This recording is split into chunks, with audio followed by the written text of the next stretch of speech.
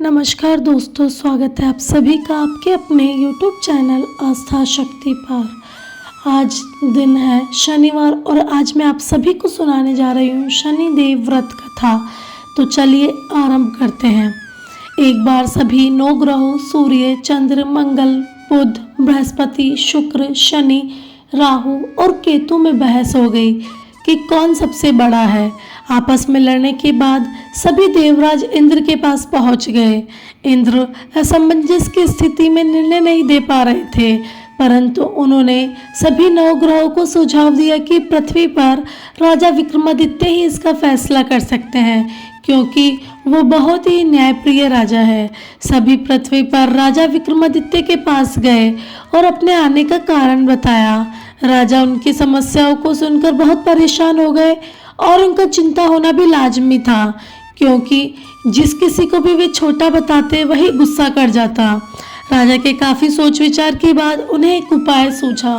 उन्होंने स्वर्ण, रजत, कांस्य, पीतल, सीसा, रांगा, जस्ता, अभ्रक और लोहे से 9 सिंहासन का निर्माण करवाया और उन्हें उपयुक्त क्रम में रख दिया गया और सभी से निवेदन किया गया कि क्रमानुसार सिंहासन पर आसन ग्रहण करें। लेकिन शर्त भी रखी गई कि जो सबसे अंतिम में सिंहासन पर आसन ग्रहण करेगा वही सबसे छोटा माना जाएगा, जिसकी वजह से शनिदेव सबसे बाद में आसन प्राप्त कर सके और सबसे छोटे कहलाए। क्रोध के आवेश में आकर शनिदेव ने सोचा कि राजा ने यह सब कुछ जानबूझकर किया है। कुपित होकर राजा से कहा, राजा तू मुझे नहीं जानता। सूर्य 1 राशि में 1 महीना, चंद्रमा 2.25 महीने 2 दिन, मंगल 1.5 महीना, बृहस्पति 13 महीने, बुध और शुक्र 1-1 महीना विचरण करते हैं। लेकिन मैं 2.5 से 7.5 साल तक रहता हूँ। मैंने बड़े बड़े का विनाश किया है। श्री राम के 7.5 आने पर उन्हें जंगल जंगल भटकना पड़ा और रावण के आने पर लंका को बंदरों की सेना से परास्त होना पड़ा। क्रोधित शनिदेव ने राजा से कहा कि अब आपको भी सावधान रहने की जरूरत है राजन। इतना कहकर शनिदेव कुपित अवस्था में वहां से चले गए। समय गुजरता गया और कालचक्र का पहिया घूमते हुए राजा की 7.5 पर आ ही गया। तब शनिदेव घोड़े के सौदागर बनकर राजा के राज्य में गए। उनके साथ बहुत अच्छी नस्ल के बहुत सारे घोड़े थे। जब राजा को सौदागर के घोड़ों का पता चला तब अश्वपाल को अच्छे घोड़े खरीदने के लिए भेजा गया। अश्वपाल ने कई अच्छे घोड़े खरीदे। इसके अलावा सौदागर ने उपहार स्वरूप एक सर्वोत्तम नस्ल के घोड़े को राजा की सवारी हेतु दिया। राजा विक्रमादित्य जैसे ही उस घोड़े पर बैठे वह सरपट वन की ओर भागने लगा।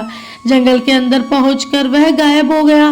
भूखे प्यास की स्थिति में राजा जंगल में भटकते रहे। अचानक उन्हें एक ग्वाला दिखाई दी। इसने राजा की प्यास बुझाई। राजा ने प्रसन्नता पूर्वक उसे अपनी अंगूठी देकर नगरी की तरफ चले गए। वहां एक सेठ की दुकान पर पहुंचकर उन्होंने जल पिया और अपना नाम वीका बताया। भाग्यवश उस दिन सेठ की खूब आमदनी हुई। सेठ खुश होकर उसे अपने साथ ले गया। सेठ के घर में खूंटी पर एक हार टंगा था, जिसको खूंटी निगल रही थी। कुछ ही देर में हार पूरी तरह से गायब हो गया। सेठ जब वापस आया तो हार गायब था। उसे लगा कि वीका ने ही उसे चुराया है। सेठ ने वीका को कोतवाल से पकड़वा दिया और दंड स्वरूप राजा उसे चोर समझकर हाथ पैर कटवा दिए। अपंग अवस्था में उसे नगर के बाहर फेंक दिया गया। तभी वहां से एक तेली निकल रहा था, जिसको वीका पर दया आ गई। उसने वीका को अपनी गाड़ी में बिठा लिया। अब वीका अपनी जीप से बैलों को हाँकने लगा। कुछ समय पश्चात शनि की दशा समाप्त हो गई। वर्षा काल आने पर वीका मल्हार गाने लगा। एक नगर की राजकुमारी मनभावनी ने मल्हार सुनकर ही मन प्रण ले लिया था कि जो भी इस मल्हार को और राग को गा रहा है वो उसी से विवाह करेगी।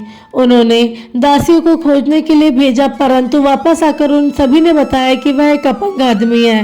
राजकुमारी यह जानकर भी नहीं मानी और अगले दिन ही अनशन पर बैठ गई। जब लाख समझाने पर भी राजकुमारी नहीं मानी, तब राजा ने तेली को बुलावा भेजा और वीका से विवाह करने की तैयारी करने के लिए कहा गया।